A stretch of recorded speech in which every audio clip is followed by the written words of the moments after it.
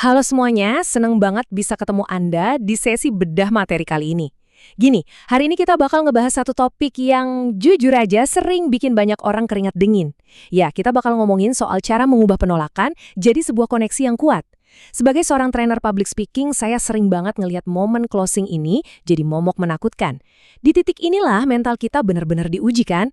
Tapi tenang aja, hari ini kita bakal belajar gimana caranya menutup penjualan tanpa harus kelihatan maksa. Dan pastinya ngadepin keberatan prospek dengan super tenang, elegan, dan cerdas. Coba deh, jujur sama diri sendiri. Pernah nggak sih Anda ngerasa udah ngejelasin panjang lebar, ngeluarin semua jurus presentasi maut Anda, ngasih data yang super akurat, tapi prospeknya malah kelihatan makin menjauh? Atau mungkin Anda pernah saking pengennya ngebuktiin kalau produk atau bisnis Anda itu yang paling bagus, ujung-ujungnya malah jadi debat kusir? Kalau jawabannya iya, tarik napas panjang. Karena percaya deh, Anda nggak sendirian.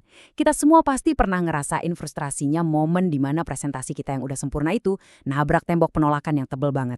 Nah, biar presentasi Anda nggak sia-sia lagi, di sesi hari ini kita bakal ngerombak total cara Anda berkomunikasi. Kita mulai dari ngebangun mindset baru soal penolakan, terus ngebahas kesalahan-kesalahan fatal yang sering banget nggak kita sadarin. Habis itu, saya bakal kenalin sebuah framework brilian namanya DENGAR.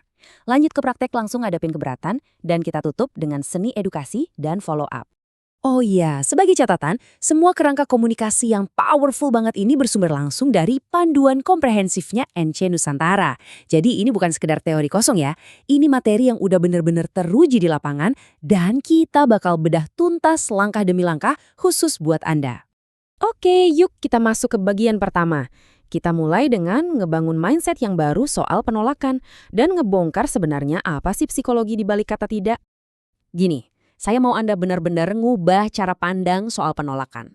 Waktu ada orang bilang enggak, insting pertama kita sebagai manusia itu pasti ngerasa diserang atau ngerasa gagal kan? Padahal yang sebenarnya terjadi di kepala prospek itu seringnya nggak ada hubungannya sama sekali sama kualitas diri Anda loh. Tolong ingat ini baik-baik. Kata tidak sekarang itu bukan berarti tidak selamanya. Waktu prospek kelihatan defensif, biasanya itu cuma masalah ego, rasa takut gagal, atau sekedar pengen kelihatan bener aja. Jadi penolakan itu ibarat blokade sementara yang dibikin sama emosi mereka, bukan akhir dari segalanya. Tugas kita di sini bukan buat ngedobrak tembok itu secara paksa, tapi justru nyari tahu, kenapa sih tembok itu dibangun? Nah, ini ngebawa kita ke satu prinsip emas dalam dunia komunikasi. Orang itu pengen dipahami dulu sebelum mereka mau dengerin Anda. Coba deh, resapi kalimat ini sebentar. Kalau tujuan utama Anda adalah ngebangun bisnis untuk jangka panjang, apakah menang debat itu bakal ngebantu? Jelas enggak kan? Menang debat mungkin bakal muasin ego Anda hari ini, tapi itu bakal ngebakar abis jembatan relasi Anda di masa depan. Nggak sepadan banget. Sekarang, kita lanjut ke bagian kedua.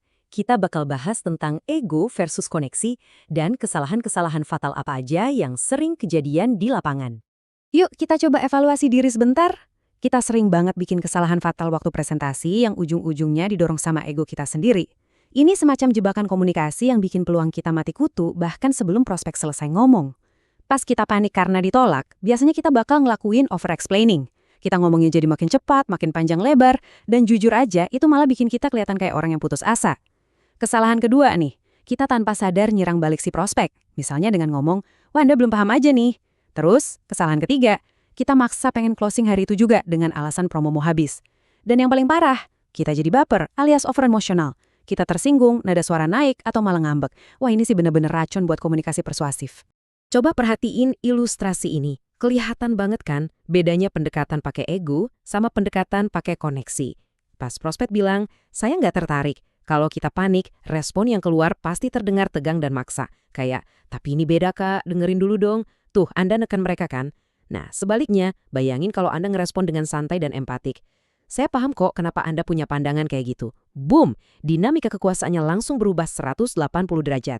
Anda kelihatan tenang, membumi, dan yang paling penting, Anda langsung berhasil nurunin mode pertahanan mereka. Lanjut ke bagian ketiga. Ini dia inti dari sesi kita. Framework DENGAR, alias seni closing tanpa perdebatan. Pertanyaan krusialnya sekarang, gimana caranya kita bisa ngerespon dengan benar dan konsisten? Kenalin nih, framework DENGAR, sebuah akronim bahasa Indonesia yang benar-benar powerful. Yuk kita bedah satu-satu. D itu diam, Nah, ini emang susah banget buat kebanyakan penjual. Tapi please, jangan pernah motong omongan orang. Biarin mereka selesai bicara. Terus empati. Tunjukin kalau Anda ngerti perasaan mereka, validasi kekhawatiran mereka. N, gali. Gali terus alasan sebenarnya di balik penolakan mereka. Kenapa? Karena sering banget alasan pertama yang mereka sebutin itu bukan alasan yang sebenarnya. Terus G, gunakan pertanyaan. Daripada nyeramahin atau ngajak debat, mending nanya buat mandu alur berpikir mereka. A, arahkan informasi. Pakai fakta yang relevan, edukasi tanpa terkesan maksa. Dan terakhir, R, respect. Hargai keputusan mereka saat itu juga. Kalau Anda pakai 6 langkah ini, dijamin hasrat buat ngedebat bakal hilang sepenuhnya. Anda bakal bertransformasi dari sekedar penjual yang maksa, jadi seorang konsultan yang benar-benar peduli dan mau mendengarkan. Oke, sekarang kita masuk ke bagian keempat, praktek penanganan keberatan. Waktunya kita simulasi role play dunia nyata. Teori doang sih emang gampang ya, tapi gimana prakteknya di lapangan? Sekarang coba posisikan diri Anda sebagai peserta di kelas role play saya. Kita pakai contoh keberatan pertama yang paling sering muncul. Saya nggak punya modal. Wah, klasik banget kan? Banyak orang langsung mundur teratur pas denger ini. Atau yang lebih parah, mereka malah ngeremehin kondisi keuangan prospek dengan ngomong, masa uang segitu aja nggak ada? Jangan gitu ya. Daripada maksa, coba deh pakai pertanyaan yang jauh lebih elegan. Gunakan nada suara yang hangat, tenang, dan mengundang kayak gini. Kalau ada cara buat mulai secara bertahap tanpa memberatkan keuangan Anda, apakah Anda terbuka buat mendengarnya? Perhatiin deh desain pertanyaannya. Anda sama sekali nggak ngedebat soal mereka yang lagi nggak punya modal. Sebaliknya, Anda ngasih solusi bersyarat yang secara psikologis hampir mustahil buat dijawab dengan kata tidak. Pinter banget kan? Terus gimana kalau dapat respon kayak gini?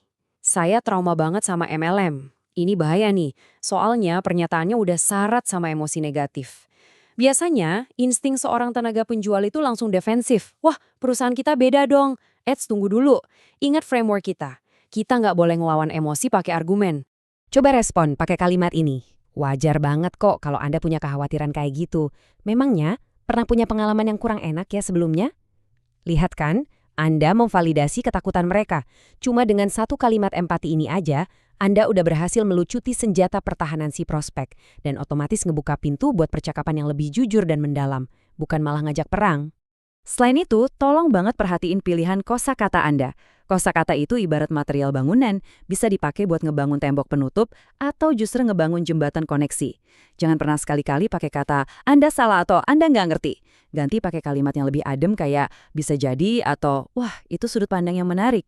Dan kalau Anda mau nyampein fakta dari sisi Anda, hindari kata-kata mutlak kayak pokoknya. Mending ganti pakai boleh nggak saya coba jelasin dari sudut pandang yang lain? Ingat, posisi Anda di sini adalah seorang komunikator profesional, bukan diktator yang lagi maksain kehendak. Dan sampailah kita di bagian kelima sekaligus yang terakhir, seni mengedukasi dan tindak lanjut. Ini adalah strategi jangka panjang kita. Supaya bisa ngasih edukasi yang nempel di kepala prospek untuk jangka panjang, Anda wajib banget nguasain kontrol fisik dan emosi. Kuncinya adalah ketenangan absolut. Jangan pernah ngelawan emosi pakai emosi. Jaga bahasa tubuh dan ton suara Anda. Nah, ini ada satu senjata rahasia andalan para komunikator ulung, yaitu teknik jeda 3 detik. Jadi, waktu prospek ngeluarin statement yang mancing emosi, jangan langsung disambar. Tahan dulu. Tarik nafas, tahan. 1, 2, 3. Baru deh Anda ngerespon dengan frasa yang bikin adem. Kayak, saya paham banget sudut pandang Anda. Jeda sebentar itu nggak cuma ampuh buat tenangin detak jantung Anda, tapi juga ngasih efek aura otoritas dan kontrol diri yang luar biasa di mata prospek. Terus pas Anda mau ngasih informasi, ingat, edukasi boleh, tapi jangan menggurui. Pada dasarnya tuh ya, manusia itu nggak suka diajarin, tapi mereka seneng banget kalau bisa nemuin jawaban mereka sendiri. Terus gimana triknya? Manfaatin dong teknik public speaking kayak storytelling, ngasih analogi, atau nunjukin bukti sosial dan testimoni. Fakta itu sifatnya cuma ngasih tahu, tapi ceritalah yang pada akhirnya bakal menjual. Biarin prospek Anda narik kesimpulan logis mereka sendiri lewat cerita-cerita menarik yang Anda bawain. Terakhir nih, mengingat banyak banget deal sukses yang justru kejadian setelah penolakan pertama, Anda harus jago yang namanya follow up. Aturannya gampang banget kok. Timing adalah segalanya. Jangan neror prospek setiap hari, itu annoying banget.